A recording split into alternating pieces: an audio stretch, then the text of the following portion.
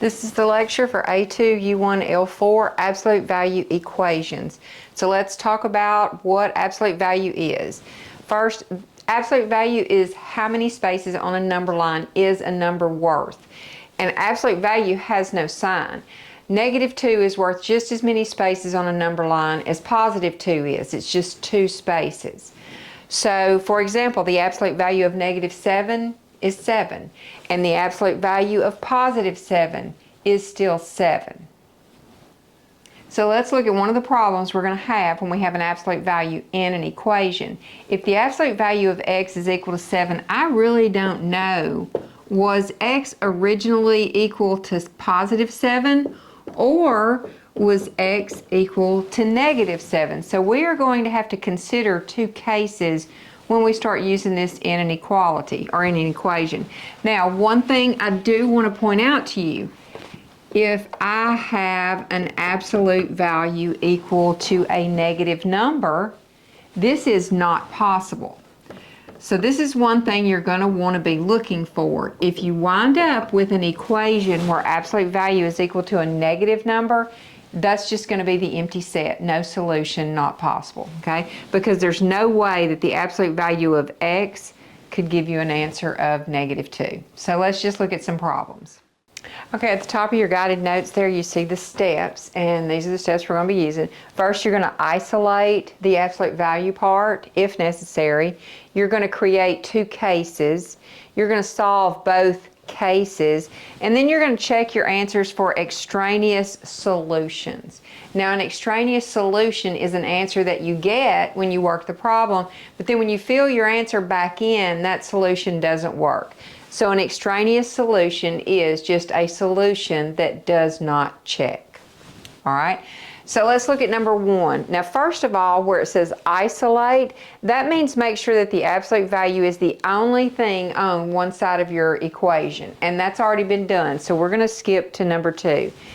Now, the reason you have to form 2 cases, like we looked at with the 7, I don't know if this used to be positive. I mean, I know that it's equal to 5, but I don't know if this was 5 or -5 in there.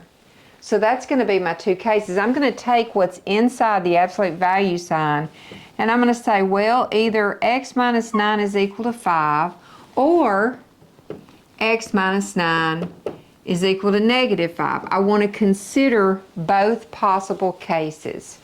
Now we're just going to solve these like linear equations. So I'm going to add 9 to each side, and that's going to give me x is equal to 14 here. And then I'm going to add 9 over here. Now that's going to give me x. When I add 9 to -5, I'm going to get +4. So my possible answers here are 4 and 14. So I want to take both of them back up here and check. Now if I put 4 in here, 4 minus 9 is -5. The absolute value of -5 is 5. What if I put 14 in? Well, 14 minus 9 is 5, and the absolute value of 5 is 5. So both of those check. Okay, let's look at number 4. Now, the absolute value is already isolated over here on this side of the equation, so we're going to skip step 1 again. You don't have to have your absolute value on the left side. You don't have to have your variable on the left side, but that's how I like it. So I'm going to reflect this, and when I consider both cases, I'm going to put 2k plus 7 is equal to 3, and 2k plus 7 is equal to -3. All right, let's solve both of these real quickly. We're just going to subtract 7 from each side. So 2k is equal to -4. Divide by 2. K is equal to -2. Over here, I'm going to subtract 7 from each side. So 2k is equal to -10. Divide both sides by 2, and k is equal to -5. So our possible choices are -2, -5. And if we plug these in, if I put -2 in here, -4 plus 7 is 3. Absolute value of 3 is equal to 3. And if I put -5 in, that'd be -10 plus 7, which is -3. The absolute value of -3 is 3. So both of those check. So for number 5, we have absolute value of y minus 1 plus 17 is equal to 23. Now for this one, we are going to have to isolate. You see, this absolute value has 17 added to it. So let's get rid of the 17. You're just going to use your standard solving steps. So what I have now is absolute value of y minus 1 is equal to 6. Now we go to consider the two cases. We're going to do y minus 1 is equal to 6 or y minus 1 is equal to negative 6. And then we're just going to solve. So adding 1 to each side will give us y is equal to 7. Now here, when I add 1, I'm going to get y is equal to negative 5. So my possible answers are negative 5 and 7. So when I take this up here, if I put negative 5 in, negative 5 minus 1 is negative 6. Absolute value of negative 6 is 6. And 6 plus 17 is equal to 23. So that one checks. Now if I put 7 in here, 7 minus 1 is 6. Absolute value of 6 is 6 plus 17 is 23. So they both check. Okay, for number 6, we've got 3 times absolute value m plus 8 is equal to 39. So we are going to need to isolate. Now this time 3 has been joined to my absolute value by multiplication. So what undoes multiplication? Division. So I'm going to divide both sides by 3. These 3 cancel, so I have absolute value of m plus 8 is equal to 13. All right, now I consider both cases. Either m plus 8 is equal to 13 or m plus 8 is equal to negative 13. Solving, subtract 8 from each side. M could be equal to 5. Subtract 8 from each side, m could be equal to negative 21. So my possible answers are negative 21 and 5. Take both answer, back up here and fill it in and see if it makes a true statement. I did check them, they both work, so there's your final answer, negative 21 and 5. And number 7, 16 times the absolute value of r minus 5 is equal to negative 32. Let's isolate. The 16 that is outside is joined by multiplication, so I'm going to divide both sides by 16.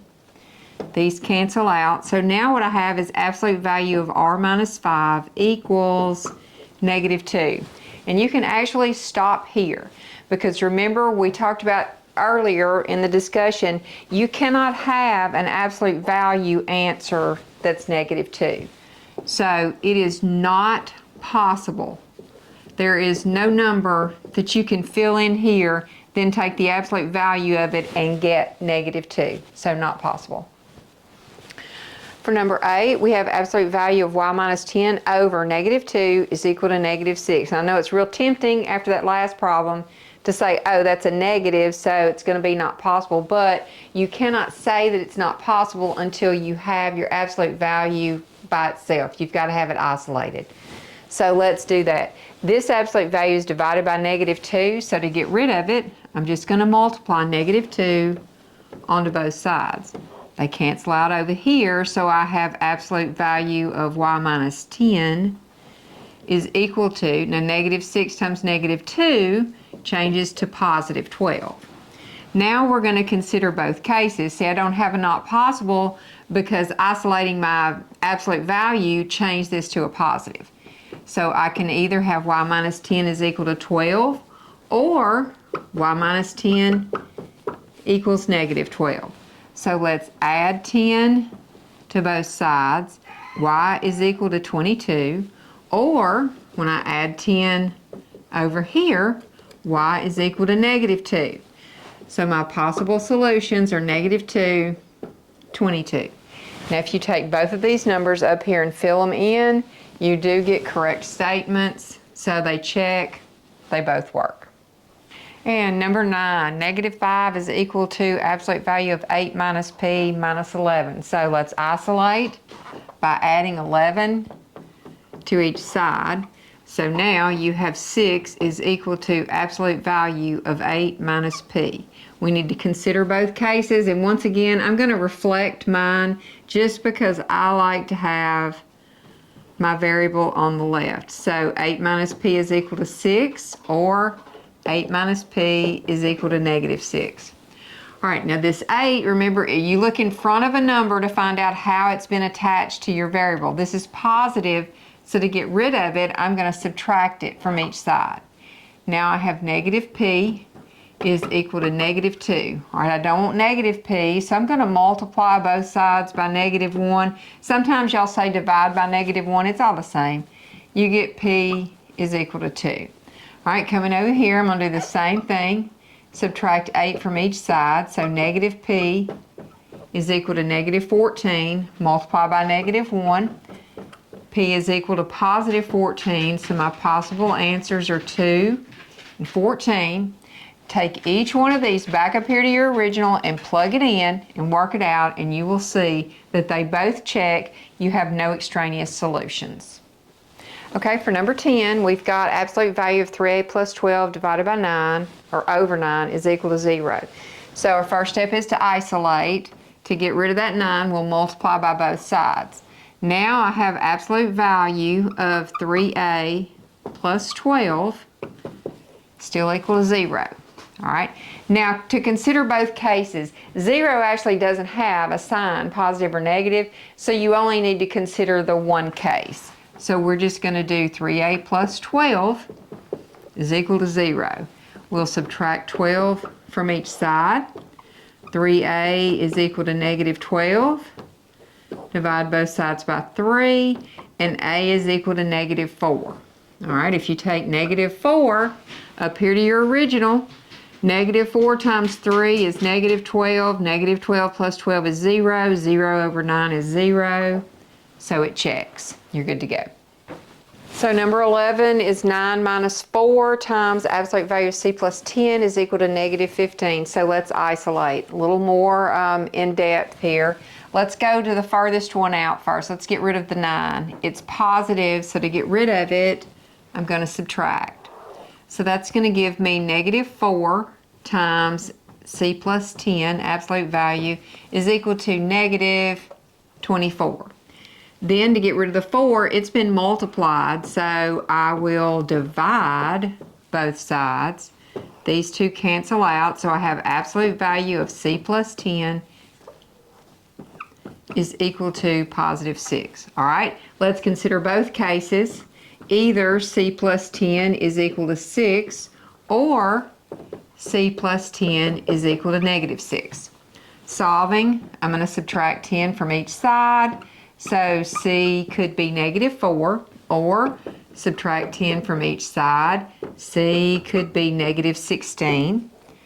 If you plug them both in and check the work, you will see that they actually both work. There are no extraneous solutions to this one. Okay, here's number 12. Negative 16 is equal to negative 12 times absolute value k over 5 plus 8.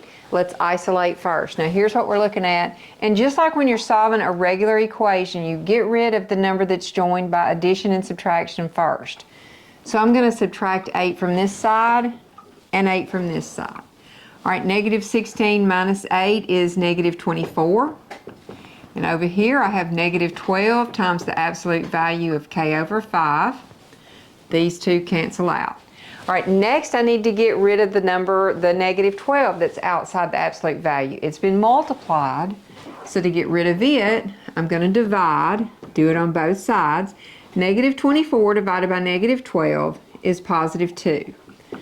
These two 12s cancel out, so now I have absolute value k over 5.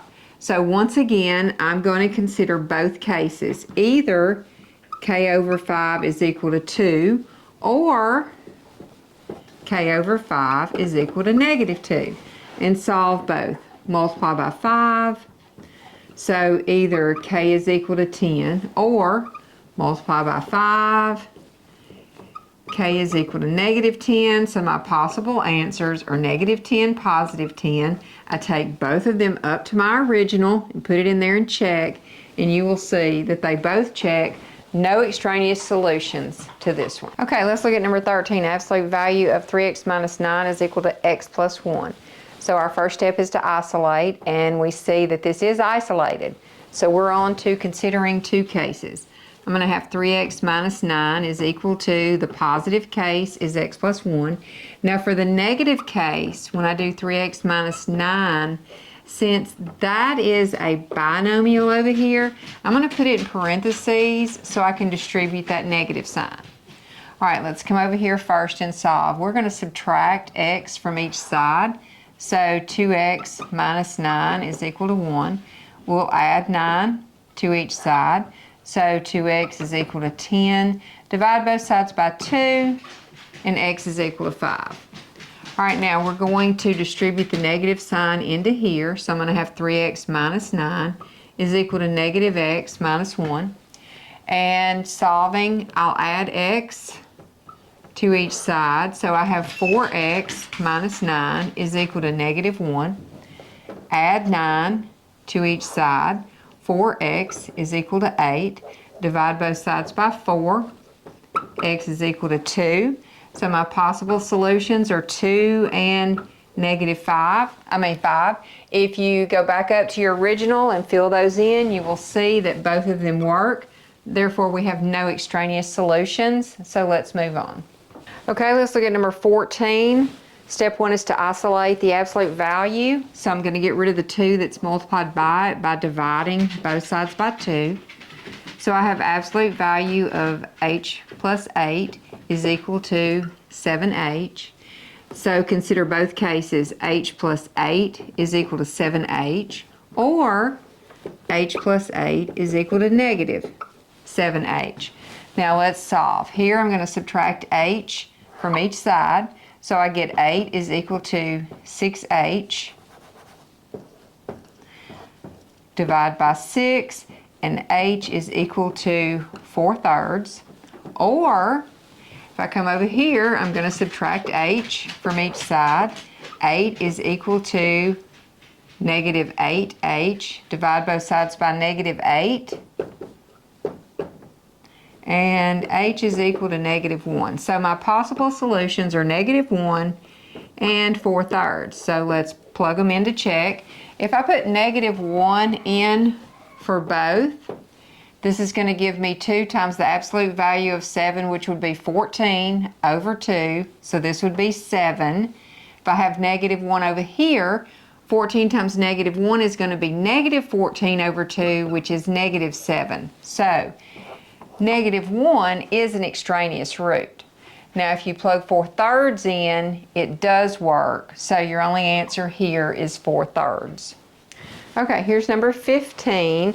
So we have our absolute value over here. We need to isolate it. We're going to get rid of the minus 5n by adding 5n to each side. So now I have absolute value of 8 minus 2n is equal to 6n plus 2. And it's isolated, so we're ready to step 2, consider both cases. So I've got 8 minus 2n is equal to the positive case, which is 6n plus 2, or the negative case. 8 minus 2n is equal to negative 6n plus 2. And remember, if your other side is a binomial or more, you're going to have to put that in parentheses so that you can distribute the negative. All right, now over here, let's solve this. I'm going to add 2n to each side. So I have 8 is equal to 8n plus 2. Subtract 2 from each side. So 6 is equal to 8n. Divide both sides by 8, and I get n is equal to 3/4. All right, over here, I'm going to have 8 minus 2n is equal to negative 6n minus 2.